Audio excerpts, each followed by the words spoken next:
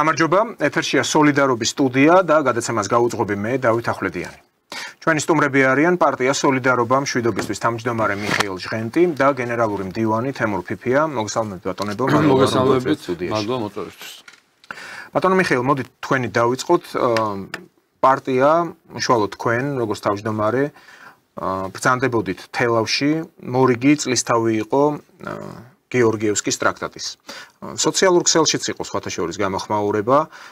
ეს თარიღი, ბოლო რამდენიმე ათეული წლებია, ცდილობენ რომ დააკნინონ, თუმცა პრინციპში გეორგიევსკის ტრაქტატით საქართველოს თავის დროზე გადარჩა აღმოსავლეთის მხრიდან ესეთი ძლიერი წნეხი იგრძნობოდა იმ პერიოდში და სიკვდილის სიცოცხლის წინაშე იდგა საერთოდ საქართველოს და ქართული მოსახლეობა და ამ ტრაქტატის მეშვეობით პრინციპში წერტილი დაესვა ამას, თუმცა ეს ტრაქტატი თავისთავად ნიშნავდა რუსეთთან სტრატეგიულ პარტნიორობას და შესაბამისად ეს თარიღი აღნიშნვის ღირსი იყო თელავში გაიმართა ღონისძიება, სადაც თქვენ იმყოფებოდით. თუ შეგიძლიათ მაყურებელს 2-20 სიტყვით შეახსენოთ ის მოთხოვნები, რაც გაჟღერდა ამ საიუბილეო თარიღის დროს და თქვენ უშუალოდ ბრძანდებოდით ერეკლე მეორის ძეგლთან. ერეკლე მეორე სწორედ ის სასიქადულო ქართველი მეფე იყო, რომლის დროსაც გადაწყდა რუსეთთან სტრატეგიული პარტნიორობის დამყარება და ქართლ-კახეთის სამეფო მაშინ შევიდა რუსეთის შემადგენლობაში და პრინციპში საქართველოსთვის დაიწყო ახალი ერა, რომელიც ნიშნავდა ქვეყნის დაქუცმაცებული საქართველოს გაერთიანებას და მთელი ამ პერიოდის განმავლობაში ვიდრე უკვე სამართალმემკვიდრე საბჭოთა კავშირი დაიშლებოდა რუსეთსა და საქართველოს შორის მეტნაკლებად იყო ნორმალური ვითარება. დღეს ასეთი მდგომარეობა ჩვენ არ გვაქვს, მეტიც ქვეყნებს შორის არ არის დიპლომატიური ურთიერთობაც კი. აი, თუ შეიძლება ამ თარიღთან დაკავშირებით დიდი მადლობა ბატონო დავით, ბატონო თემურ მოგესალმებით პალაცო მაყურებლებო. თავში ალბათ უპრიანი იქნება სანამ ბატონო თემური და მე დავიწყებთ ამ საუბარს. ორწუთიანი ასე ვთქვათ სიუჟეტი არის ჩვენი ვიზიტის შესახებ თელავში, სადაც კიდე ერთხელ პატივი მივაგეთ დიდი მეფის ამ გადაწყვეტილებას, რომელმაც თქვენ მართებულად ბრძანეთ საქართველოს გადაარჩინა და 2 სიტყვით მიმოვიხილოთ რა მოხდა, რატო ვერ შესრულდა ბოლომდე, რა იყო პირობები. იგივე მდგომარეობაში ხო არა ვართ ეხლაც, რომ ასე ვთქვათ, აქეთ-იქით მოძრაობთ, ვერ ყალიბდებით, თუმცა იურისტების და იმდროინდელი იურისპრუდენციიდან გამომდინარე, ეს იყო ყველაზე გამართული იურიდიული დოკუმენტი, რომელიც შეიძლება დადებულიყო ორ ქვეყანას შორის. რა მდგომარეობა იყო ამ ქვეყნებს შორის, განსხვავება ცირიდით, სიმცირით, გავლენებით, ეკონომიკით, ამას ნუ ვისაუბრებთ. ეს ტრაქტატი იყო იურიდულად იმ პერიოდიც და შემდგომშიც, ჩვენ რომ გავიაროთ პუნქტობრივად, ყველაზე გამართული ორ სუვერენულ სახელმწიფოს შორის დადებული. რაც მოხდა 1801-ში, აი ეს უკვე იყო ამ ტრაქტატის პუნქტების დარღვევების საქართველოს გარკვეულწილად მხრიდანაც. მოდით ახლა მაგაზე მოგვიანებით ვისაუბროთ და ახლა ჩვენ რეჟისორს ვთხოვთ, თუ შეიძლება ეს 2 წუთიანი სიუჟეტი ჩვენი ვიზიტის შესახებ.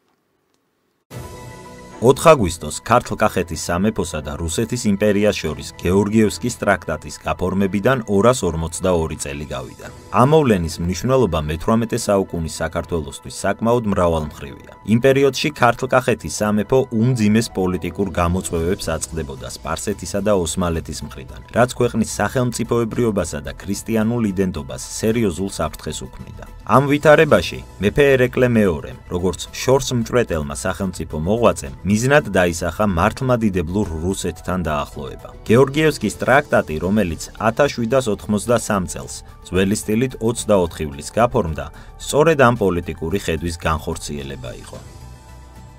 თარიღთან დაკავშირებით პოლიტიკურმა პარტიამ სოლიდარობა მშვიდობისთვის თელავში სიმბოლური ღონისძიება გამართა. ორგანიზაციის წევრებმა ერეკლე მეფის ძეგლი გვირგვინით შეამკეს. პარტიის ლიდერების განცხადებით, გეორგიევსკის ტრაქტატი იყო ისტორიული მოვლენა, რომელსაც აქტუალობა დღესაც არ დაუკარგავს და რუსულ-ქართული პარტნიორობის გადაუდებელი საჭიროება ჩვენს ქვეყანას დღესაც აშკარად უდგას. შესაბამისად, სოლიდარობა მშვიდობისთვის ხელისუფლებას კიდევ ერთხელ მოუწოდებს დაიწყოს პირდაპირი დიალოგი მოსკოვსა და თბილისის შორის. ზუსტად 1 წლის წინ გეორგიევსკის ტრაქტატის გაფორმების მორიგ წლისთავზე პარტია სოლიდარობა მშვიდობისთვის წარმომადგენელმა მიმართვეთ საქართველოს და რუსეთის ხელმძღვანელობას და შევახსენეთ გეორგიევსკის ტრაქტატის აქტუალობა ორივე ქვეყნისათვის. ამა წლის 7 მაისს ჩვენი პარტიის ინიციატივით საზოგადოებრივმა წარმომადგენლებმა მიმართეთ საქართველოს ხელისუფლებას, რომ მან დაიწყოს პირდაპირი დიალოგი რუსეთთან. დავიწყეთ ხელმოწერების შეგროვების კამპანია. დღეისათვის შეგროვებულია 80,000-ზე მეტი ელექტრონული და აგრეთვე ტრადიციულად ანკეტაზე შესრულებული ხელმოწერები. ჯამში 100,000-ზე მეტი ხელმოწერა. დღეს 4 აგვისტოს ერეკლე მეფის ქალაქ თელავიდან უკვე საქართველოს 100,000-ზე მეტი მოქალაქის ხარდაჭერით ზურგ გამაგრებულნი მიმართავთ საქართველოს ხელისუფლებას დაიწყოს პირდაპირი დიალოგი რუსეთის ფედერაციასთან. საქართველოს გარშემო ვითარება ძალიან სწრაფად იცვლება. ჩვენ აუცილებლად გვჭირდება სტაბილურობა და მშვიდობა, რისი გარანტიაც არის ყველაზე დიდ და ძლიერ მეზობელთან რუსეთთან კეთილმეზობლური ურთიერთობების აღდგენა. ხო, პათოსი გასაგებია, მოთხოვნაც. ბატონ თემურ, მოდით ახლა თქვენთან გადმოვალ. ბატონ მიხეილიც რა თქმა უნდა ამ საკითხზე ისაუბრებს უფრო ცლად, მაგრამ აი ეს მოთხოვნა, რომელიც საკმაოდ დიდი ხანია, უკვე თვეების განმავლობაში ისმის, რომ დაიწყოს რუსეთთან დიალოგი. ხელმოწერების აგროვების მიუხედავად, რა გვაძლევს იმის იმედს და საფუძველს, რომ ეს ხელისუფლება, დღეს საქართველოს ხელისუფლება მართლაც გადადგამს ამ ნაბიჯს და დაიწყებს რუსეთთან ურთიერთობას. ერთი არის, თქვათ, სურვილები და იმის ახსნა თუ რატომ უნდა მოხდეს ეს, მაგრამ ჩვენ რა გვაძლევს იმის საფუძველს ვიფიქროთ, რომ ეს ხელისუფლება გადადგამს ამ ნაბიჯს და დაიწყებს ურთიერთობას. მოგესალმებით კიდევ ერთხელ. სამხრეთ კავკასიაში ძალიან მძიმე ვითარება იქნება ამ ბოლო თვეების მანძილზე. იქიდან გამომდინარე, რომ სომხეთსა და აზერბაიჯანს შორის შეიძლება სამშვიდობო ხელშეკრულება დაიდოს. ჩვენ ვიცით, რომ პაშინიანი მალე ვაშინგტონში შეხვდება ალიევს და ტრამპს, სადაც მოხდება მნიშვნელოვანი განცხადებები, გაკეთდება და ეს სამშვიდობო ხელშეკრულება, რა თქმა უნდა, ესე იგი შეიძლება ითქვას, რომ დაამთავრებს ყოველ შემთხვევაში რამოდენიმე წელი მაინც ამ ეტაპზე მაინც ამ კონფლიქტს სომხეთსა და აზერბაიჯანს შორის და ეს მოხდება შეერთებული შტატების ეგიდით. ეს იმას ნიშნავს, რომ რუსეთის ფედერაცია ამ რეგიონიდან განდევნილია დღეს მდგომარეობით და ეს მოხდა ძალიან სწრაფად. სამაგეროდ გაძლიერდა ამ რეგიონში შეერთებული შტატების, ჩვენს რეგიონში შეერთებული შტატების და თურქეთის გავლენა. აქედან გამომდინარე, რა თქმა უნდა, რუსეთს ნაკლები დრო რჩება, რუსეთი სამხრეთ კავკასიას ვერ მიატოვებს, არ მიატოვებს. ეს მისთვის სასიცოცხლო მნიშვნელოვანი რეგიონია და რადგანაც მა დრო არ რჩება, აი ამ შეცვლილი ვითარებიდან გამომდინარე, საქართველოს ხელისუფლება, რომელიც გარკვეული პასუხისმგებლობით არის, რა თქმა უნდა, ჩვენ იმედი გვაქვს, ეპყრობა საქართველოს ბედს, მან უნდა გადადგას შესაბამისი ნაბიჯები. მით უმეტეს რომ დღეს არასოდეს ისე არ ჭირდებოდა ბოლო ალბათ 30 წლის მანძილზე საქართველოს მხრიდან ნაბიჯის გადადგმა დაახლოების მიმართულებით რუსეთს როგორც დღეს. და ეს მდგომარეობა ჩვენ უნდა გამოვიყენოთ და საქართველოს მთავრობამ უნდა გამოიყენოს. მეორეს მხრივ, ეს ობიექტური ვითარებიდან გამომდინარე ვფიქრობ, რომ მაინც გადადგამენ ნაბიჯს. მეორე მხრივ მე უნდა აღნიშნო, რომ საქართველოს მთავრობა ძალიან ცდილობს, რომ ეს ნაბიჯი არ გადადგას და არ მოუწიოს ამ ნაბიჯის გადადგმა რუსეთთან დიალოგის ჩათვლით და ყველაფერს აკეთებს იმისათვის, რომ ეს ნაბიჯი არ გადადგას. ყველა გზას მიაშურა ჩინეთთან დაკავშირებით, ჩინეთის ესე იგი აი ეს არგუმენტი, რომ ჩინეთთან დაახლოების არგუმენტი გახშირებული კავშირ ურთიერთობები ანკარასთან, ბაქოსთან და ერევანთან მას უნდა რომ ამ პროცესებში მიიღოს მონაწილეობა, რაც წეგანა მოახსენე. და გარდა ამისა, რომ ნატოს ცნები ჩატარდა აგერ, აი ამ დღეებში თავდაცვის მინისტრი დაესწრო ამ ცნებს. დაესწრო და გარდა ამისა, განცხადებები კეთდება, რომ მთავარი საგარეო პოლიტიკური კურსი მაინც არის ევროინტეგრაცია ჩვენთვის და ევროატლანტიკურ სტრუქტურებში ინტეგრაცია. არ ეშვება პროდასავლურ კურსს. რატომ? იმიტომ რომ არ გადადგას აი ეს ნაბიჯი რუსეთის მმართველობით. ამიტომ აქედან გამომდინარე, ნახოთ როგორ განვითარდება ვითარება. მე დარწმუნებული ვარ იმაში, რომ სულ უახლოეს თვეებში ძალიან აშკარა გახდება რუსეთთან დიალოგის საჭიროება ყველასთვის, საქართველოს მოსახლეობის ყველა ფენისათვის. და რა გაძლევთ ამის თქმის საშუალებას? ის ხომ არა, რომ რუსეთი ალბათ მაინც არ შეეპუება ამერიკის შეერთებული შტატების მხრიდან, უბრალოდ დონალდ ტრამპის მხრიდან აი ამ სასანქციო მუქარას, აი იმ დედლაინს, რამდენიმე დღიანს, რაც აქვს დარჩენილი, მაინც მსხვილი მოთამაშეების გადასაწყვეტია, როგორ განვითარდება რეგიონში მოვლენები. აი ბატონ მიხეილ, თქვენ როგორ ფიქრობთ, ეს ხომ არ არის ძირითადი მიზეზი? რა თქმა უნდა, ძირითადი მიზეზი და ორიოდი სიტყვას გეორგიევსკის ტრაქტატზეც კიდე დავამატებდი. ცით რა, ისტორიკოსები სხვადასხვა, ასე ვთქვათ, შეფასებას აძლევენ გეორგიევსკის ტრაქტატის მუშაობას, მის ქმედუნარიანობას და სიცოცხლისუნარიანობას. მაგრამ ისტორია ერთია და რეალობა ალბათ მეორე არის. ყველა ისტორიკოსი ალბათ თავის შეხედულებიდან აკეთებს ისტორიულ დასკვნებს და მე მატიანე არის, რა თქმა უნდა, მატიანე არის მიკორძოებული ამა თუ იმ მოვლენებში. აი მაგალითად 80 ჩვენი ბოლო პერიოდი დავუშვათ ნაციონალური მოძრაობის პერიოდი რო ავიღოთ, ნაციონალური მოძრაობის მომხრე ისტორიკოსები დაწერენ, რომ მავანი, რომლებიც ხალხს აწამებდნენ, იყვნენ გმირები და გადაარჩინეს საქართველო. სხვა დაწერს, რომ ესენი იყვნენ სისხლის მღვრელები, კაციჭამიები, ანუ ისტორიას როგორც გინდა ისე მოაბო, მაგრამ ჩვენ ფაქტები გვაქვს, ჩვენ ხო თანამედროვეები ვარ და ჩვენ ვიცით რა ხდებოდა. ეხლა რატო გავაკეთე ეს შედარება?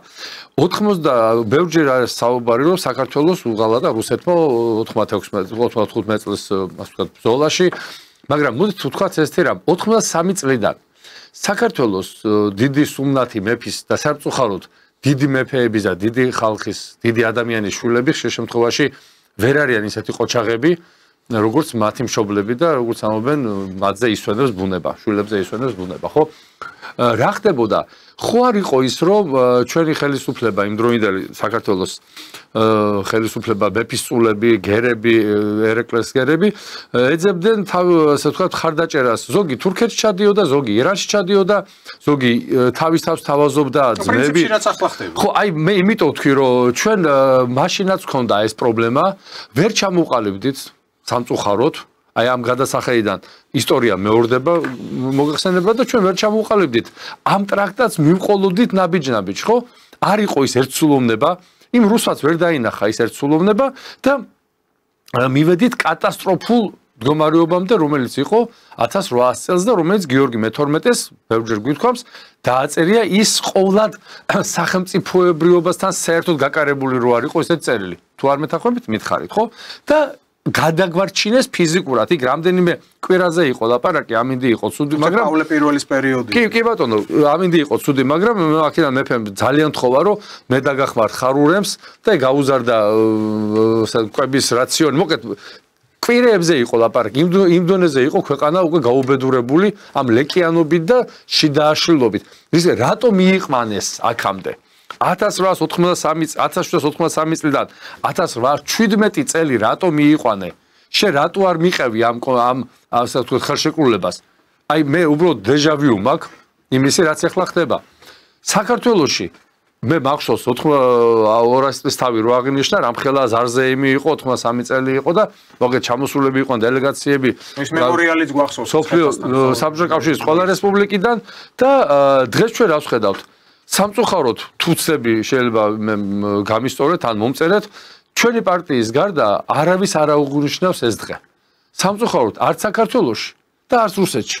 ეს არ არის კარგი, ეს არ არის იმის მინაშენი, ჩვენ ყველაზე კარგები კი არა, უბრალოდ ჩვენ ამის ტრადიცია გვაქვს უკვე მეორე წელია და სანამ საშუალება იქნება ამას ყოველთვის აღვნიშნავთ, მაგრამ შენ რო ხარ იქ რუსეთში რო ხარ, აქ საქართველოში რო ხარ, აქ საქართველოში ბიზნესი რო გაქვს, გააკეთე, გამოიჩინე, ასე ვთქვათ, ინტერესი.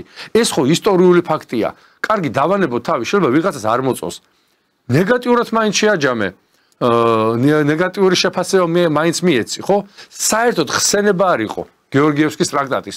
ხო შეელო ოპოზიციურ ტელევიზიებს. ეთქვა რომ აი გეორგიევსკის ტრაქტატი რომელსაც დაგუპა არც ამ ჩვენ ჩასვლას ქონდა დიდი გამოხმაურება და ამაზეც არ გააკეთეს ანტიპიარი თუ პიარი, იმიტომ რომ სათქმელი არაფერი არ აქვს. როგორც კი შენ ამ თემაზე იწყებ საუბარს, შენ უკვე საკითხს აყენებ იმაზე, რომ რუსეთთან ანალოგიურის გაკეთება აუცილებელი. და ეს ხელმოწერებიც, ახლა ბატონო თებურმა ბრძანა რომ ხელისუფლებისთვის ეს ხელმოწერები შეიძლება იყოს გადარჩენის ერთადერთი საშუალება.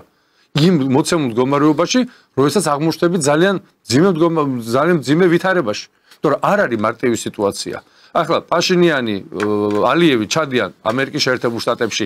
პრაქტიკულად იქ იკვრება ის წრე, რომელშიც ჩვენ ჯერ არა ვარ დაფიქსირებული არც როგორც ამ წრეში შემავალი და არც ამ წრის გარეთ ყოფი. რაღაცა შუალედურ მდგომარეობაში ვარ და ეს დიდხანს ვერ გასძლევს. ხრიდან ითქვა რომ ჩვენ მოხარულები ვიქნებით თუ შუამავლის როლს შეასრულებს საქართველო.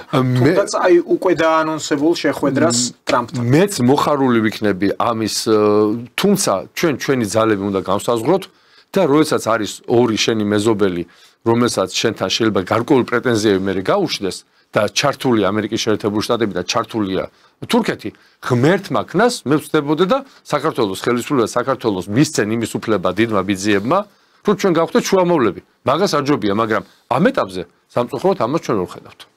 კი ბატონო, ყურად აღებია ყველა ის განცხადებები, რაც თქვენ ახლა გააკეთეთ, თუნდაც ის რომ სამომავლოდ მართლაც შეიძლება მეზობლებთან პრობლემები შეგვექმნას, აქ ასევე ნიშანდობლივია, ახლა მე მივაქციე ყურადღება, გასაგებია ხელისუფლების ის კურსი, რომელიც მიმართულია ქვეყნის მეტი სუვერენულობისკენ, დამოუკიდებლობისკენ, არ იყოს რაღაც თავდახრა ამ გარე ინსტრუქციებისადმი და ეს იმპერატიული ტონალობა, რომელიც ბრიუსელიდან მოდის, აგერ უკვე თითქმის 1 წელი სრულდება, ჭკუას რო გვარიგებენ და ასევე ვაშინგტონიდანაც მართალია იქ ელჩი 1 და მეორე უკვე შეიცვალა, ერთი მეორეს ასწრებდნენ ამ ჭკუის დარიგებაში.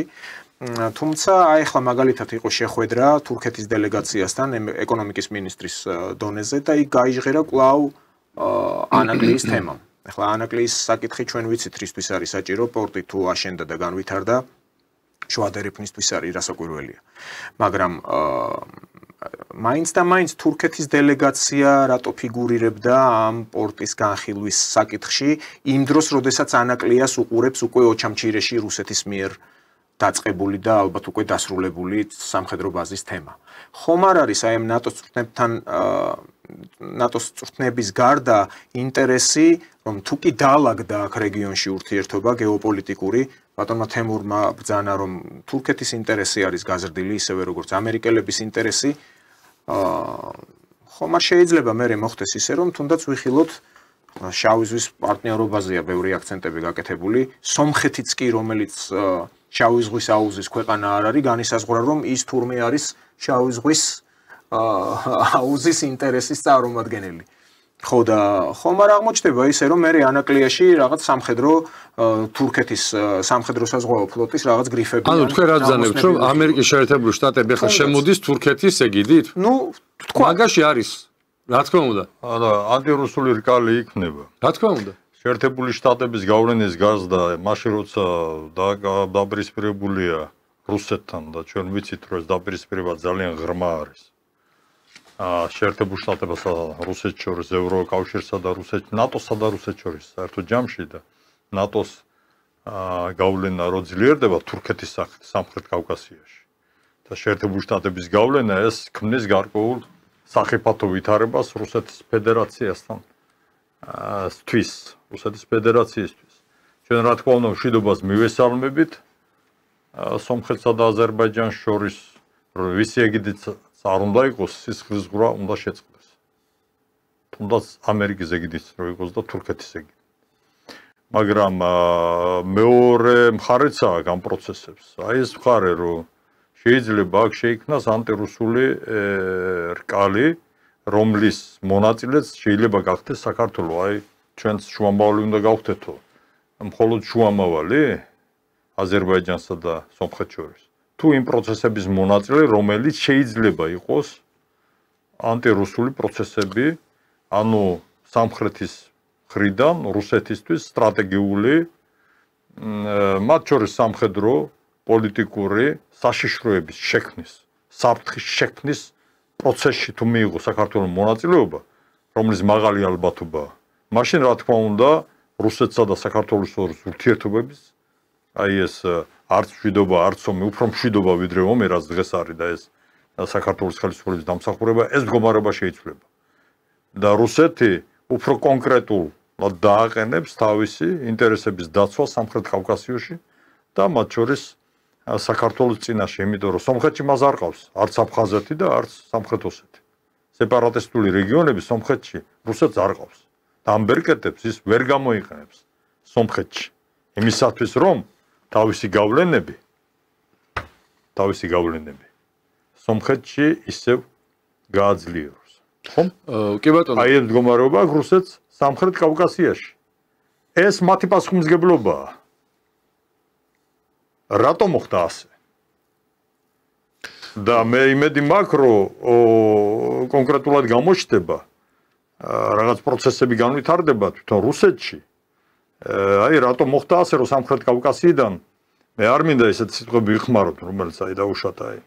ძალიან ცუდად გააძევეს. დღეს მდგომარეობით რუსეთი გაძევებულია რო არ იყოს აფხაზეთი, რო არ იყოს სამხრეთ ოსეთი და ბაზები იქ აი ოჩამჩერი ახსენა, რუსეთის ფედერაცია სამხრეთ კავკასიიდან გაძევებულია დღეს, გაძევებულია. ბაუნტემურ რუსეთის გაძევება ჩვენთვის ახლა თქვენ საიდანაც დაიწყეთ იმას ბოდიში მე ერთს დავა მაშინაც აი ვალერ კვარაცხელიამ ესე იგი აი ეს გამოიყენა თითქოს მე პესიმისტი ვარ თქვენ დაუშვათ ოპტიმისტი და დათო გამოიყვანა როგორც რეალისტად ნუ შეიძლება ასეც იყოს მაგრამ მე მინდა დავაზუსტო ეს იმას არ ნიშნავს რომ რუსეთის ფედერაცია გადის სამხრეთ კავკასიიდან არ გავა არასოდეს და გრძელვადიან და საშუალოვადიან აი თუ გავითვალისწინებთ ვადებსა რა თქმა უნდა რუსეთის ფედერაცია აქედან არ გავა მაგრამ დღეს მდგომარეობა არის დღეს მდგომარეობას ვაფიქსირებ და დღეს მდგომარეობას ვაფასებ მე ასე კარგი დღეს რაც არის მაშინ მე გეტყვით შემოსაზრებას ბატონ დავითთან ბოდიში მოვიხდი ის რაც რუსეთი ახლა თქვენ ბრძანებთ რომ გადის რეგიონიდან ხო რეგიონიდან მისი გასვლა კატასტროფული იქნება ყველა რესპუბლიკისთვის პირველ რიგში საქართველოსთვის აზერბაიჯანულ მეტი მინარი და გამომდინარე ვიცით რა რუსეთის იმპერიული ხასიათი და მოთმინების არნახული ასე ვთქვათ წარმოუდგენელი მოთმინების უნარი აქვთ შეუძლიათ თავიანთი რაღაცა დანაკლისების ხარჯზე ახლაც კი თქვენ უკრაინასთან მიმართებით ჩვენ დავიცდითო დანაკლისების ხარჯზე აქ საერთოდ მე ვთქვი წინა განაცემაში მე მგონი რომ აი ესე დაждდება გულხელ დაკრეფილი კარგად შემოხედავს ეს სამი რესპუბლიკა როგორ ერთმანეთს დავერევით საკმაოდ ძიმე სურათი იქნება და ამაში ჩვენ გავიჭრდებით ყველაზე მეტად ნუ რატო დავერევით აი ახლა მე რატო დავერევით ისტორიული პრეცედენტები არის და ამაზე მეც მე გეტყვით რა მაშინ სხვა სიტუაცია იყო არა სიტუაცია აზერბაიჯანი და სომხეთი დაერია მაგრამ დღეს მშვიდობისკენ მიდის ერთი წუთი ჩვენთვის რუსეთის აქედან გასვლა ეს არის კატასტროფის ტოლფასი მაგრამ თქვენ აზრს გავაგრძელებ ახლა ბატონო თემურ დაბრუნდება მხოლოდ მაშინ როდესაც როგორც გიორგი მე-12 მიწერა წერილი არა რატო დავერევით ეს გახსენით არა დავერევით საქართველოს გააღრმავებს თურქეთთან ურთიერთობებს. აი მე ალტერნატიულ სურათს შემოგთავაზ. უბრალოდ თურქეთი გააღრმავებს საქართველოს და საქართველოს დათმობ. საქართველოს ძალიან კარგ საგარეო პოლიტიკას ეწევა სამხრეთ კავკასიაში. მშვენიერი ურთიერთობები აქვს ბაქოსთან, ერევანთან, ანკარასთან, რასაც მე მივესალმები. იმიტომ რომ ძალიან რთულია დღეს თურქეთს ეომო. აგერ არის შემოსული რა. და ეს გაგრძელდება, ეს მდგომარეობა თანდათანობით გამტკიცდება და სომხეთსა და თურქეთს შორისაც დარეგულირდება ურთიერთობები. აბა მაშინ თქვენ როგორ სომხეთის კომუნიკაციები თურქეთთან გაიხსნება, დიპლომატიური ურთიერთობები აღდგება. იაფი საქონელი იქ შევა სომხეთში. სომხეთი თურქეთის მეშვეობით გაიხსნა დასავლეთისკენ, ევროპისკენ. და ეს დაეთყობა სომხეთის ეკონომიკასაც, რაც აწყობს სომხეთის უბრალო მოსახლეობას მათ შორის. რატომ უნდა დავერიოთ ერთმანეთს? თუ ჭკუა შეერთებულ შტატებს. და იქ სერიოზული პოლიტიკოსები ზიან და ძალიან კარგი სტრატეგიის ხარჯი არის იქ ანკარაშიც და ვაშინგტონშიც. და ჩვენ უნდა გამოვიდეთ და ვინც ამაზე ფიქრობს, ის უნდა გამოვიდეს უარესიდან. და ამ მიმართულებით განვითარდება მოვლენები და შეიქმნება ანტირუსული, აი ეს სამხედრო პოლიტიკური რაღაცა კონგლომერატი შეიძლება შეიქმნას სამხრეთ კავკასიაში. იცით რატო საქართველოს მონაწილეობა. იცით რატო გაუჭირდება სამივე რესპუბლიკას და მე რატო იქნება ეგრეთ წოდებული დარება, რომელიც თქვით? რუსეთის ეკონომიკური გავლენა ამ სამივე რესპუბლიკაზე იმხელა, რომ ამას ამერიკის შეერთებული შტატები და თურქეთი ვერ ჩაანაცვლებს. ანუ ეკონომიკური კოლაფსი თუ რუსეთმა თქვა რომ მე შევეხე მიშა მე ახლა ნუ გადაყავს ის საუბარი მე შევეხე იმ თეზის რომ ჩვენ ერთმანეთს დავერებით დამთავრებია და რუსეთის გავლენები რუსეთი რო არ ახლა ისე არ უნდა გამომიყვანო როგორ ბატონმა ვალერი კვარაცხელიამ გამომიყვანა და თქვენ რუსეთი კი არ გავა ის ეკონომიკურ ბერკეტებსაც ჩართავს სამხედრო პოლიტიკურ ბერკეტებსაც ჩართავს აფხაზეთში შეიკრიბა სერიოზული ხალხი და ახალი საგარეო პოლიტიკური ეს ჩამოვაყალიბოთ ამას ყველაფერს ჩართავს რუსეთი და მე ვამბობ იმას რომ ჩვენ ეს უნდა გავითვალისწინო და გეორგიევსკის აქტუალობა დღეს ძალიან ამაღლდა აქედან გამომდინარე და საქართველოს აქვს ძალიან კარგი დრო რომ რუსეთთან დიალოგი აწარმოოს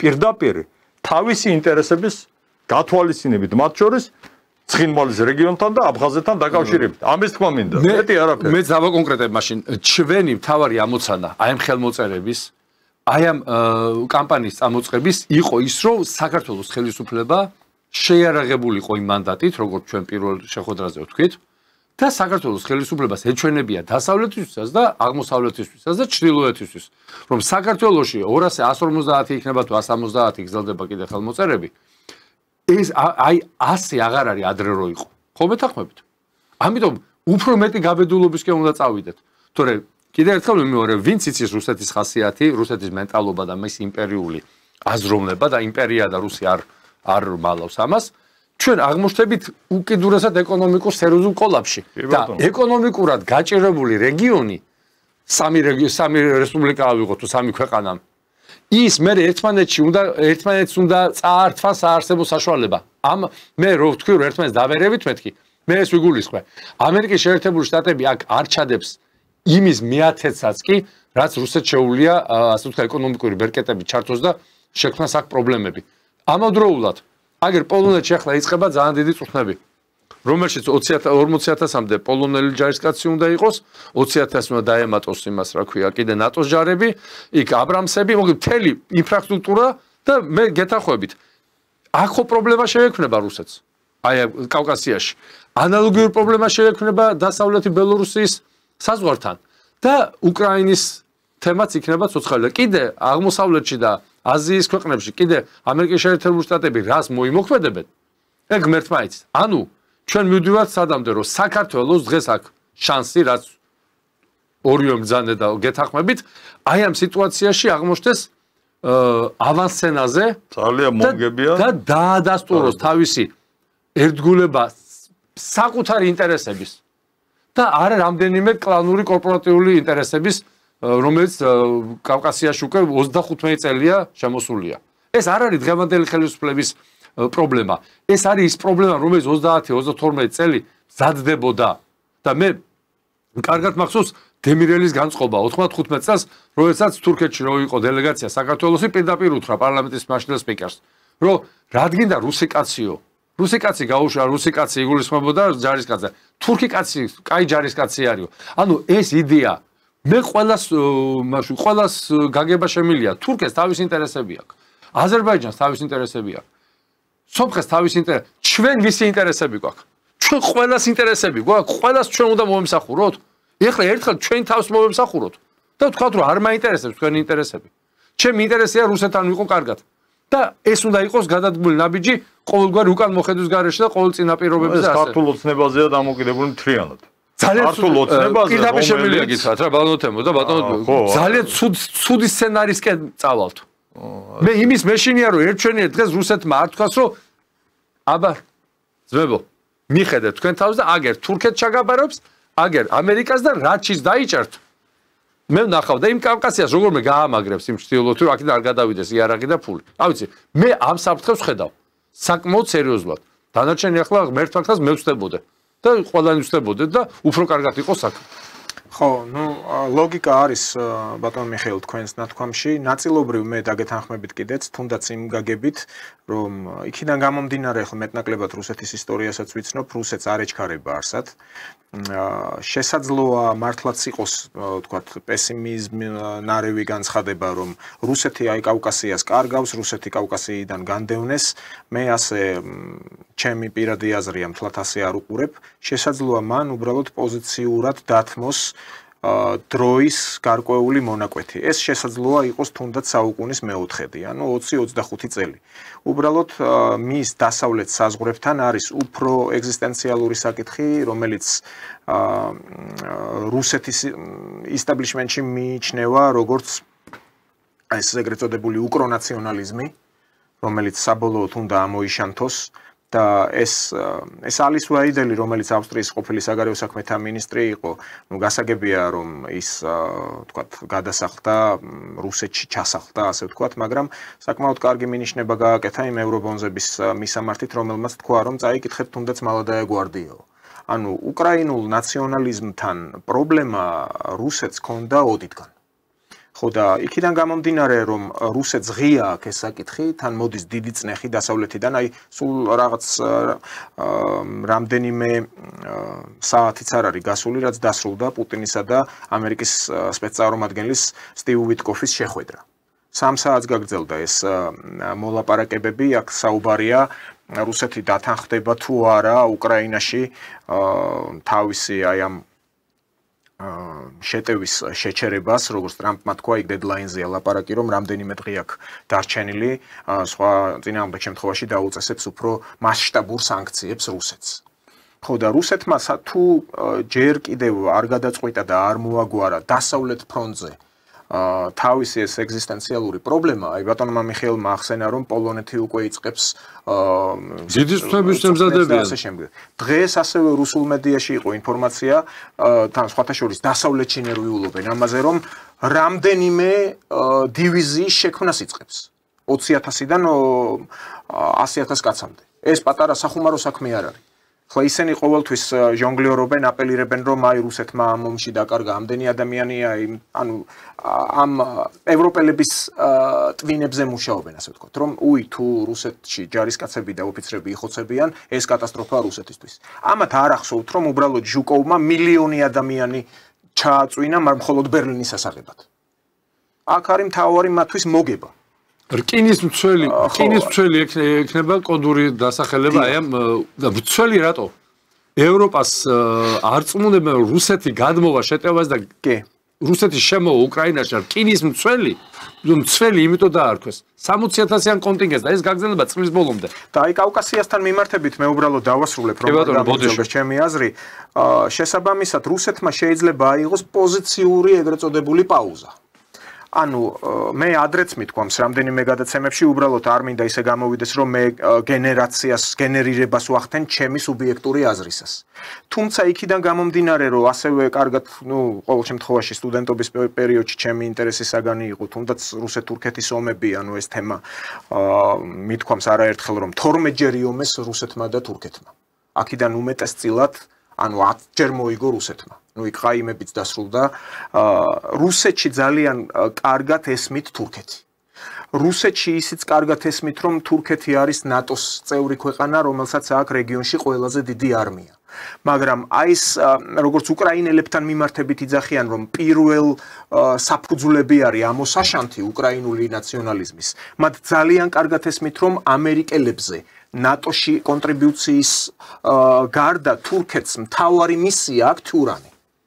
ამიტომ თურქეთი ეს ფენომენი თურქული ავტორიტარიზმის თუნდაც ასე დავარქვათ გნებავთ იგივე აზერბაიჯანის მათთვის არის მეტად გამჭირვალე მათ იციან რომ მთავარია კავკასიაში მაქსიმალურად შევიწროვდეს ბრიუსელის და ვაშინგტონის ინტერესები მიუხედავად იმისა რომ თურქეთი ნატოს წევრი ქვეყანაა და ეს შემოვიდეს თურქეთი რეგიონში და აითქვიფოს ქართველები როგორც ტაოკლარჯეთში 1/13 ყოფილ საქართველოში თურქებმა თუნდაც 1909 წელს არ მისცეს ლაზებს ქართული ენის სწავლების უფლება მიუხედავად წერილობითი თხოვნისა.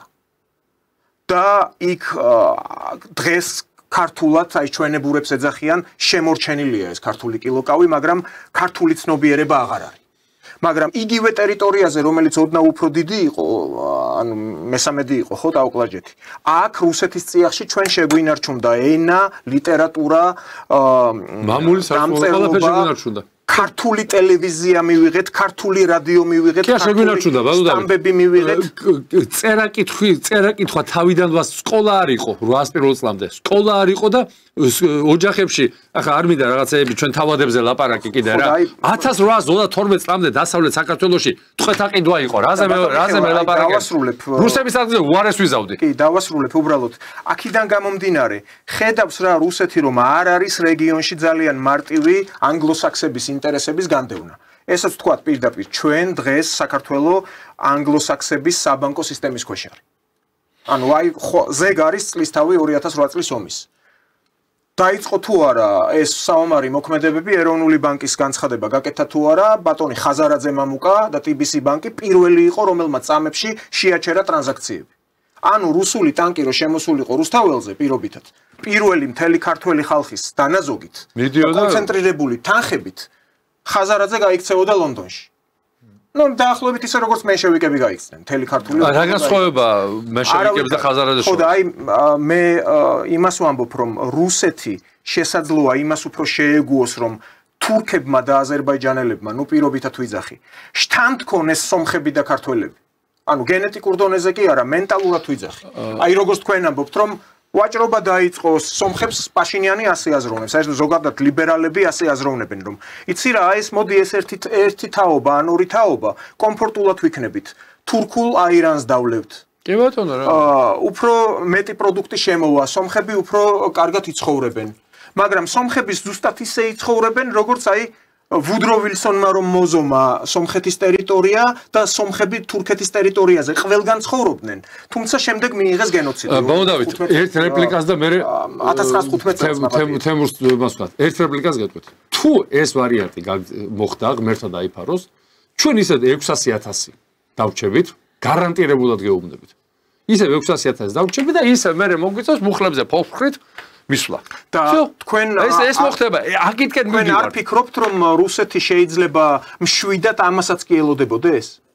რატო აი არსებობს ბანალური სტერეოტიპი. ყველაფერი რო თქვა ჩვენ მაყურებელს რომ გული გაუსწრებს და ამიტომ საქართველოში არსებობს ბანალური სტერეოტიპი იმ ადამიანების ვისაც კარგად ახსოვს ის სიკეთეები რაც იყო თუნდაც საბჭოთა კავშირის დროს ანუ მეტი სოციალური პირობები უზრუნველყოფილი მშვიდად წყნარად კოხტად სუფთად ჩაცმული პენსიონერები რომლებიც ყოველთვე პენსიას იღებდნენ ის საშუალო ფენა რომელიც ხელფას ელოდებოდა თვიდან თვემდე და პრემია დანამატებს კვარტლურად თუმცა დომინოს თამაშობდა ან რა ვიცი ჭადრაკს პირობითად ორგანიზაციებში ან თუნდაც თავისუფალ დროს ფაბრიკა ქარხნებში მაგრამ რუსეთი ეს ამ სტერეოტიპზე მაქვს ყურადღების გამახვილების მცდელობა. რუსეთი დღეს რომ შემოვიდეს და რეგიონში იყოს დომინანტი, არამც და არამც არ შეინახავს ანტირუსულად განწყობილ არც ქართველს, არც სომეხს. ვინაიდან რუსეთი ავტორიტარული მმართველობის მიუხედავად, პირდაპირ ვერტიკალს გულისხმობ. ხო, აი იმ კლასიკური გაგებით კი არა, როგორც ამერიკის შეერთებულ შტატებშია, მაგრამ რუსეთი დღეს არის ნამდვილად კაპიტალისტური ქვეყანა. შესაბამისად, აღარ იქნება ის რევერანსები, რომელიც იყო საბჭოთა კავშირის დროს საქართველოში. მე ასე უყურებ ეს ჩემი სუბიექტური აზრი. სამწუხარო რეალობა ასე კაპიტალისტურია რუსეთი. მაგრამ ფეოდალური იყო, როცა 1801 წელს შემოვიდა და საქართველოს ფიზიკურად გადაარჩინა. ასე რომ რა თქმა უნდა, რუსეთთან სტრატეგიული კავშირის აღდგენას ძალიან ბევრი დადებითი მხარე აქვს, მათ შორის აი ჩვენ რო შევეწინააღმდეგოთ ვაშინგტონის პოლიტიკას სამხრეთ კავკასიაში, თუ ის აპირებს ანტირუსული რკალის შექმნას, სერიოზული რკალის შექმნას აქ და ჩვენ ხედავთ, რომ აზერბაიჯანსა და რუსეთს შორის ძალიან მძიმე ვითარებაა დღეს. შეიძლება დიპლომატიური ურთიერთობებიც კი გაწყდეს მათ შორის. და შემდეგ ერთი ნაბიჯია, ნახევარნაბიჯი, რაღაც საომარი, რაღაც სიტუაციაც კი შეიქმნას. და ის როცა ზურგი გამაგრებული იქნება, როცა სომხეთი მის იმპერია არ იქნება, საქართველოც ასევე, აგერ თურქეთი, რატომაც არა, რატომ არ წავა ვაშინგტონი და საერთაშორისო იმპერიალისტური ძალები იმ ნაბიჯზე, რუსეთს შეუქმნან დაახლოებით არ ვამბობ იმ მასშტაბის საფრთხე, რაც მას ელოდება და აქვს დასავლეთიდან, არამედ დაახლოებით იგივე საფრთხე სამხრეთ კავკასიიდან. მით უმეტეს, რომ ამის ძალიან კარგი პრაქტიკა გააჩნია ვაშინგტონს და დასავლეთს ჩეჩნეთის ორი ომის კამპანია, რომელსაც კინაღამ რუსეთის დაშლამდე მიიყვანა. აქედან გამომდინარე, როცა საქართველოს თუ ეს თამაში იქნება და ალბათ იქნება, არა, აი მაშინ შეიძლება მართლა დავერიოთ ერთმანეთს. მაშინ შეიძლება ჩვენ შეგვიქმნან პრობლემები საქართველოშიც, მათ შორის ტერიტორიული პრობლემები. და ჩვენ არ აქვს სტრატეგიული მოკავშირე. ჩვენ არ აქვს მეგობარი ქვეყანა. თურქეთი რა ჩვენი მეგობარია? რა ხდება აჭარაში? რა განცხადებებს აკეთებს ერდოგანი? ჩვენს სამხრეთ საქართველოს რეგიონთან დაკავშირებით. და ჩვენ რა ვაშინგტონი ჩვენი სტრატეგიული მოკავშირეა? ევროკავშირი? ახისკაზე იძახით, ხო? ერდოგანის ლექსზე ამბობ. ხო, ერდოგანის ლექსზე ამბობ. ხო, აი ერდოგანის ლექსრად შეეხება ეს ამერიკული ფინანსებით ორგანიზაცია, ეს არასამთავრობო ორგანიზაცია, გრასი, ვაშაძე მოღვაწეობდა, მე მგონი ეს მან თუ სააკაშვილის დროს რო იყო საგარეო საქმეთა სამინისტროში მოადგილე, კაპანაძე თუ არ ვთქვი. მოკლედ რა ეს არასამთავრობო ორგანიზაცია გრასი. ეს დაიწყეს ამ ლექსის გამოკვლევა, ბევრი შემოვიდაო კითხვებიო, მართლა თქვა ერდოგანმა ასეთი რამე თუ არა და აი მოვიკვლიეთო რომ თურმე მართლა უთქვამსო. მაგრამ აქ საინტერესოა რომ თითონის ვიდეო აქ მაინც აღმოვაჩინეთო ლექსიო არ იყო ზუსტად ნათარგმნიო ისე სიტყვა სიტყვითო, თუმცა ჩვენო სპეციალისტებს რომ დავიკითხოთ, მთავარი პათოსიო ზუსტად იყო გადმოცემულიო და ეს ცუდი ქნაო ერდოგანმაო, მაგრამ თვითონო ლექსი არ იყო ზუსტად ნათარგმნიო. ახლა მე პირდაპირ ეთერს გამოვიყენებ და ვიტყვი, ეს ლექსი ვთარგმნე მე. ეს ვიდეო შევქმენი მე, ოღონ შევქმენი როგორ ორიგინალი ერდოგანის, როდესაც გამოვიდა და თქვა ეს 2019 წელი იყო, რიზეში გაიმართა ეგ თურქმესხებთან შეხვედრა და კლასიკური გაგებით ლექსის თარგმნა როგორ წარმოუდგენიათ სიტყვა სიტყვით. აქ ხო გასაგებია რომ ჟონგლიორობდნენ. რუსთაველი თუნდაც რუსულად არის ნათარგმნი 5 ავტორის მიერ. 5-ვეს კუპლეტთა წყობაში აქვს სხვადასხვა გვარად. დედააზრი ერთია, უბრალოდ ყველას აი ბალმონ, ზაპოლოცკის, რა ვიცი, პეტრენკოს, შალვანუცუბიძეს, ხო ყველა სხვადასხვანაირად აქვს ნათარგმნი, ხო? თუნდაც აი ერთი სტროფი რო აიღოთ. მარშინარსი ხო ერთი და იგივეა. შინაარსი ხო ერთი და იგივეა და წარმოიდგინეთ, ამათი ეს პარაზიტობა რა, აი ამ არასამთავრობო ორგანიზაციის, რომელმაც უბრალოდ აი მოიკულიეს ეს და კი აღიარეს რომ კი თქვა ერდოგანმა ეს ლექსიო.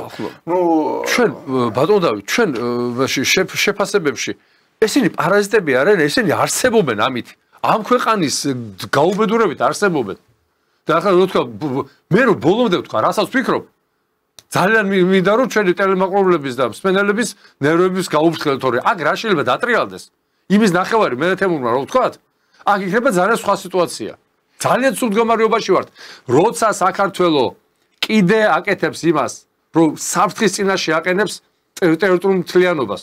ამაზე აქვს საუბარი და კიდე ერთხელ ვიმეორებ, ვინც იცის რუსეთის ხასიათი, იცის მან რა შეიძლება გააკეთოს და სადამდე მიიყონოს ეს ქვეყანა. აგერ იცი შენ და თქვენთვის ბატონო და აზრს დავამთავრე. დაამთავრეთ ბატონო. ასე რომ ჩვენ სტრატეგიული მოკავშირე ჩვენ არ აღვყავს. ჩვენ პატარა ქვეყანა ვართ, სუსტი ქვეყანა ვართ, ყველანაირი გაგებით. და ჩვენ გჭირდება სტრატეგიული მოკავშირე. და რუსეთსაც აყავს სტრატეგიული მოკავშირე, ალექსანდრ პირველს ნათქვამი აქვს, რომ ურასი ტავარი შეინეტო. ჩვენი მეგობარი არის მხოლოდ არმია და ფლოტიო. ხო და ჩვენ არმია და ფლოტის რუსეთსაც ჭირდება მოკავშირე სამხრეთ კავკასიაში. და ეს ძალიან კარგი მეორე მხრივ ვითარება იქნება ამ თვალსაზრისით, რომ რადგანაც რუსეთს ახლა ვჭირდებით ჩვენ, საქართველოს ჩვენ გვაქვს დრო და მომენტი, რომ რუსეთთან დავიწყოთ დიალოგი ჩვენი ინტერესების მაქსიმალური გათვალისწინებით. და თუ ეს არ მოხდა და პირიქით თუ ჩვენ ესე იგი ჩავერთეთ იმ თამაშებში, რომელიც შეიძლება, რაზეც მე წეღამ მქონდა, საუბარი, რაც შეიძლება მოხდეს, მაღალი ალბათობით. ამ შემთხვევაში, რა თქმა უნდა, ჩვენ პრობლემების მოგვარებას კი არ დავუახლოვდებით, უფრო დავშორდებით. ეს არის ცხინვალის რეგიონი, ეს არის აფხაზეთი, ეს არის რაც აგერ მიხეილმა თქვა, ჩვენი ეკონომიკური პრობლემების გამრავლება და ამ პრობლემების გაღრმავება, იმიტომ რომ ჩვენ დამოკიდებული ვართ ასე თუ ისე მაინც რუსეთის ეკონომიკაზე, ძალიან ვართ დამოკიდებული და რა თქმა უნდა წლის ბოლომდე წლევანდელი წელი ჩამთავრდება ეს არჩევნები, ადგილობრივი არჩევნები, შემდეგ ჩვენ ვარაუდობთ, რომ პოლიტიკური სიტუაცია ვითარება აქ ძალიან გართულდება ოქტომბერში, ნოემბერში და აი წლის ბოლომდე აშკარად გამოიკვეთება რუსეთთან ნორმალური ურთიერთობების აღდგენის აუცილებლობა. ისევე როგორც ეს გამოიკვეთა 1800 წლისთვის, მანამდე 1783 წლისთვის, როცა ერეკლე მეორემ გადადგა ის ნაბიჯი და განსაკუთრებით გამოიკვეთა 1800 წლისთვის, როცა ის წერილი დაწერა გიორგი მე-12-მ, როცა თხოვდა პირდაპირ რუსეთის იმპერატორს, რომ შემოსულიყო აქ. ყველაფერზე უარი თქვა, ეკლესიაზე, შთაომალ ყველაფერზე უარი თქვა. რაც 83 წლის ტრაქტატში არ იყო ეს, იმდენი ვითამაშეთ. 17 წელი იმდენი ვითამაშეთ. აქამდე მივაყვანეთ სიტუაცია. აი დღეს ამ ტრაქტატის ორიგინალზე 2-20 კიდევ არ არის, ეს მდგომარეობა არის, ჩვენთვის არის ძალიან ხელსაყრელი მდგომარეობა და 2-3 თვეში შეიძლება აი ამ მდგომარეობას ჩავარდით, როგორც ჩავარდა გიორგი მე-12. ტრაქტატის ორიგინალი ინახება პეტერბურგში, ისტორიულ არქივში და რუსეთის ხელისუფლების უმაღლესი წარმომადგენლების მხრიდან არაერთხელ იყო მოწოდება, რომ კი ბატონო გამოგზავნონ ქართველი ისტორიკოსები და შევისწავლოთ თუნდაც ის საიდუმლო მუხლი ამ ტრაქტატის, რომელიც იყო იქ ხელმოწერილი. გარსევან ჭავჭავაძის მიერ. ბავშვებთ, კიდევ ერთხელ ვიმეორებ, მაპატიეთ რა. ყველა ქვეყანას ჩვენ გარშემო და მსოფლიოში აქვს თავისი ინტერესები. მე ყველას ინტერესებს პატრიოტს, იმიტომ რომ თურქეთს, სომეხის და აზერბაიჯანელს თავის ინტერესებიდან გამოდის. მარტო ჩვენ 30 წელი, მოდი, დავაზრდო, 33 წელი. ყოველ წელი ემატება მე. 33 წელი გამოდივართ სხვისი ინტერესებიდან. ჯერ ამერიკელების ინტერესებიდან, მე ევროპელების, მე ისევ ამერიკელების, გახსოვთ ფილმი, ქართული ფილმი რო არის. თამაშობს, რა ქვია, ჟოჟულიანი. Antre s'il vous plaît, please და პამიდორი არ დადოთო, პამიდორიო, წითელიო, არ ეგონოთო რომ კომუნისტები ვართო. აი ესეთი მარაზმი იყო.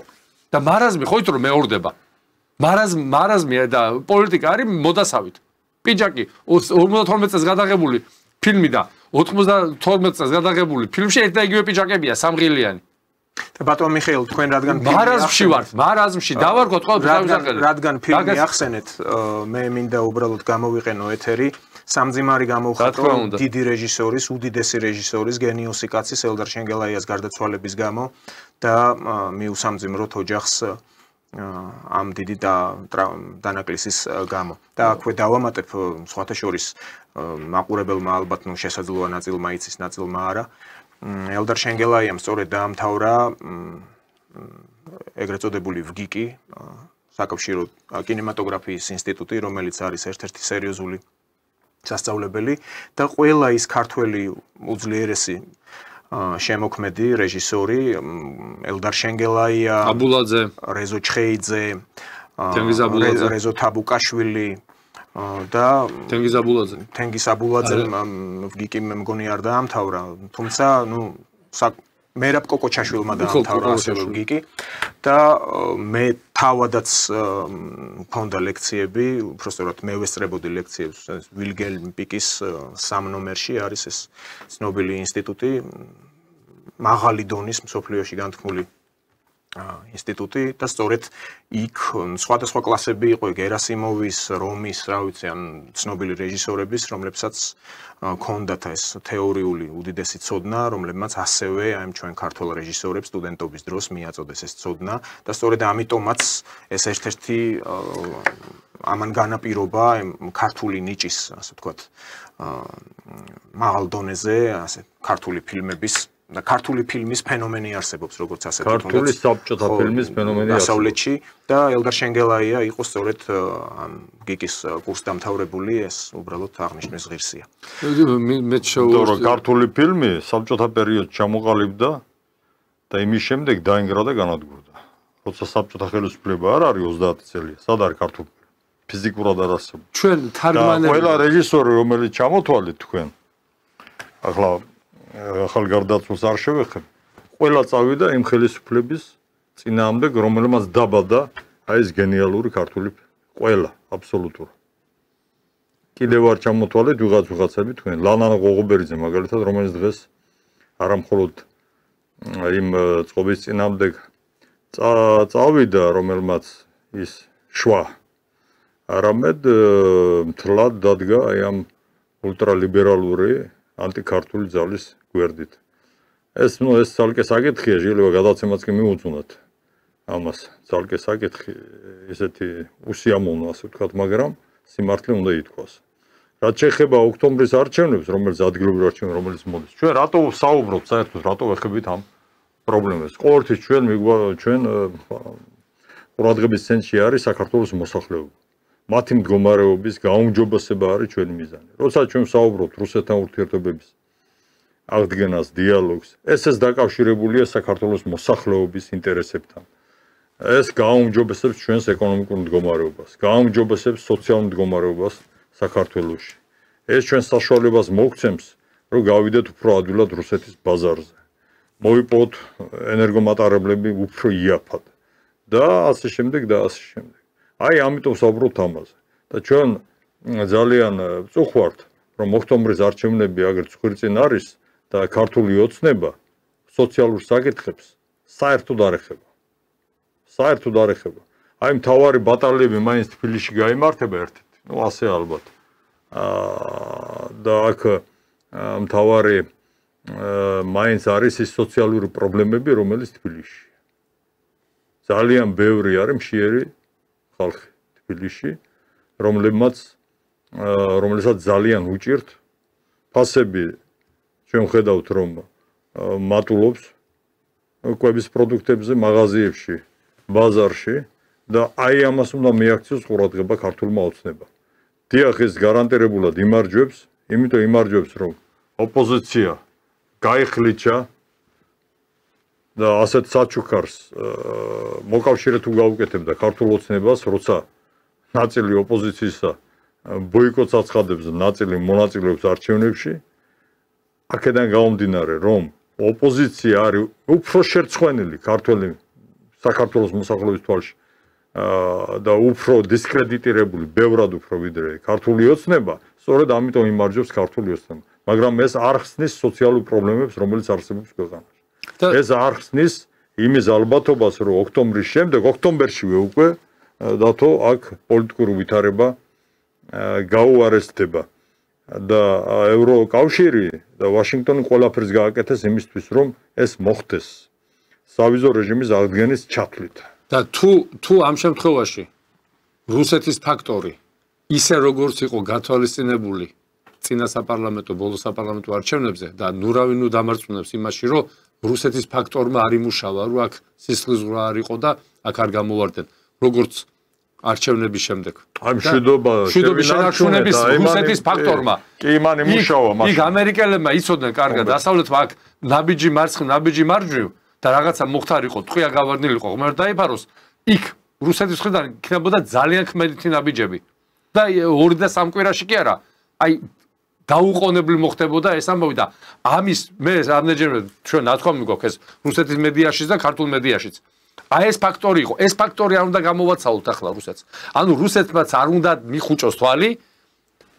თქვენ თქვით რაღაც იზავს ამერიკის შეერთებული შტატები მაქსიმალურად აწევს წნევას და რამდენჯერ მithქვამს იმდენი სიხარული მე რაც არ უნდა გაუკეთოს ოცნებამ დასავლეთს რამდენი დაწყობაც არ უნდა გაუკეთოს 9 კი არა 9000 ამ ხელისუფლების მიმართ დასავლეთი იქნება ანტაგონისტურად გაწყობილი ყველაფერს გააკეთებს ხელისუფლება ჩამოაცილოს მართლობას იმის მერე რა მოხდება აი უკვე ნაკლებად აღელვებთ რა ბატონო დავით აი იმის მერე რაც მოხდება ის უნდათ ქაოსი ომი უბედურება ამიტომ ერთადერთი გზა აი ამ არჩევნებისკენ რუსეთმა დაარწმუნოს საქართველოს ხელისუფალმა რომ ისევ გარანტი იყოს და აქ არ იყოს არეულობა სხვა გარანტი ჩვენ არ გვაქვს და აი ჩვენ გლოში თელავში რო ვიყავით ამაზე გქონდა საუბარი ერთადერთი გარანტი დღეს რეგიონში სტაბილურობის არის რუსეთი და ხა თუ გვინდა ისევ 600.000-ზე დავიდეთ თქვენ რა ბზაიოთ 25 წელი თუ რუსეთმა დახუჭა თვალი აკავრობაზე 600.000-მდე დავალთ ისევ როგორც დავედით 12 მილიონიდან თუ როგორც ვიყავით 25 წელი რუსეთს არავის არ აცლის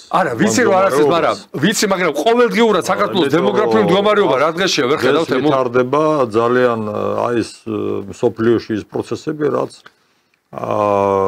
გამოიწვევს ახალ გადაწყობას, ახალ წესრიგის დამყარებას. ან ერთმა უნდა გაიმარჯვოს, ან მეორემ. მაშინდელი 25 წელი, რასაც ბატონი დავითი გულისხმობდა, ეხლა არის 3-4 წელი. ანუ იმ აჩქარებით, რომელსაც ვამბობ. რაც შეეხება მშვიდობას, ცოტას დავაზუსტებდი ამას. აი, მაშინ საპარლამენტო არჩევნებში ოქტომბერში შარშან. იმუშავა ამან, ერთ-ერთი მთავარი რატომ დაუჭირა მხარი ქართულ ოცნებას მოსახლეობამ, იყო ის, რომ ისინი რომ მოსულიყვნენ ხელისუფლებაში, მოხდებოდა პროვოკაცია. აფხაზეთის ცხენვალის მიმართულებით და ჩვენ შევეჯახებოდით რუსეთს. ანუ შვიდობა დაუჭირა მხარი საქართველოს მოსახლეობამ. ახლა ეს ფაქტორი იმუშავებს. ახლა ოქტომბერში არ ვამბობ. არჩევნებზე არ მაფხდელობა, არჩევნები არ მაფხდელობაში. აი დესტაბილიზაციის შემთხვევაში აი ეს ფაქტორი მშვიდობის ფაქტორი რომელმაც იმუშავა შარშან ოქტომბერში, ისეთი ეფექტურობით დაეხმარება თუ არა ქართულ ოცნებას ხელისუფლების შენარჩუნებაში. ეს არის, ასე ვთქვათ, შეკითხვა, შეიძლება რიტორიკული, მაგრამ მე მგონია, რომ აქტუალური შეკითხვა, აქტუალური. ну ამ შეკითხვაზე მოკლე პასუხი შეიძლება ხო ჩვენ დროც გვეწურება ერთი წუთი გვაქვს თუ შედგა კოლაბორაცია ან სომხეთისა და აზერბაიჯანის ხელისუფლებებთან და ჯერჯერობით ახლა აქტიური სტრატეგიულ პარტნიორობაზე აქცენტი შესაძლოა შეინარჩუნოს ასე ვთქვათ ეს ძალისხმევა ან ის რომ კლავ გაგრძელდეს ან თუ გიმხარდაჭერა იქნება სამხრეთელი მეზობლების ასე ვთქვათ რუსეთი აწონ-დაწონის რამდენად უღირს ან დასავლეთს აქ რაღაც ქირურგიაზე გადასვლა როგორც თქვენ ბრძანებთ ეს არავინ არ იცის მართლაც ნუ გამოჩდება თუნდაც აი ოქტომბრის არჩევნების შემდეგ და ჩვენ საეთერო დრო პრინციპში ამოგვეწურა უბრალოდ კიდე დავამატებ რომ დღეს ასევე არის წლისთავი ამერიკის შეერთებული შტატების მიერ პირველად მასობრივი განადგურების იარაღის გამოყენება 1945 წლის 6 აგვისტოს დაიბომბა 200.000-იანი ქალაქი ჰიროსიმა, სადაც ამ ბირთვული დარტყმის შედეგად 80.000 ადამიანი მომენტალურად ამოწყდა. და ვიდრე თქვათ 2012 წლამდე მე ასევე ვნახე იქ სტატისტიკური მონაცემები, დღემდე შემორჩა ადამიანები, რომლებსაც პრობლემები აქვთ უკვე გენეტიკურ დონეზე, აი ამ დასხივების გამო, რაც მაშინ მოხდა. და სადაც ბატონო დავით დღეს იაპონელებს ეუბნებიან, რომ კი იყო ეს ფაქტი მოხდა. მაგრამ აი ვინ ჩამოაგდო? ეთქობა არ ახსენებენ. იქ მტრედმა გადაიფრინა და მტრედზე იყო მიმული ის. არახს, ანუ რამდენად არის ცინიზმის დონე ნახეთ რა. ამერიკელებმა დაბომბეს და ამერიკელებს ვერ ახსენებენ. რადონის კოლონიური მდგომარეობა აქვს იაპონიას, რომელიც ეკონომიკურად გაიჭრა სხვა თემა იმპერიოდში ახლა ვიცი ამ მდგომარეობა, მაგრამ არც ეს სახარბიელო, ხო? ვერ ბედავენ თქვა, ვინ დაუხოცა ხალხი. თქვენ რაზე მესაუბრები და ამად ესენი დაგინდობენ შე? ესენი გაგიწევენ ანგარიშს ერთ საათში დედას უტირებენ რანქა უბრალოდ არის იგი ზევიდან გას შრილელი მეზობელი და იმისი ასე ვთქვათ ანგარიშს უწევენ რომ აქ არ მოხდეს უბედურება. არა ამერიკელებს ისიც ბარემ დავასრულებ რომ ამერიკელებს თბილისი ქონდათ სიაში დასაბომბი ქალაქების სიაში. მაგი ჩვენ კარგად ვიცით. ხო, ან ბირთვული შეტევით. კარგით, ჩვენი საეთერო დრო ამოიწურა ამით. დიდი მადლობა გადაცემაში სტუმრობისთვის, პარტია სოლიდარობა მშვიდობისთვის, თავმჯდომარე მიხეილ ჟღენტი და გენერალური მდივანი თემურ ფიფია იყვნენ ჩვენი სტუმრები. ჩვენ შევხვდებით ზეგ 16 საათზე. მადლობა ყურადღებისთვის. ნახვამდის.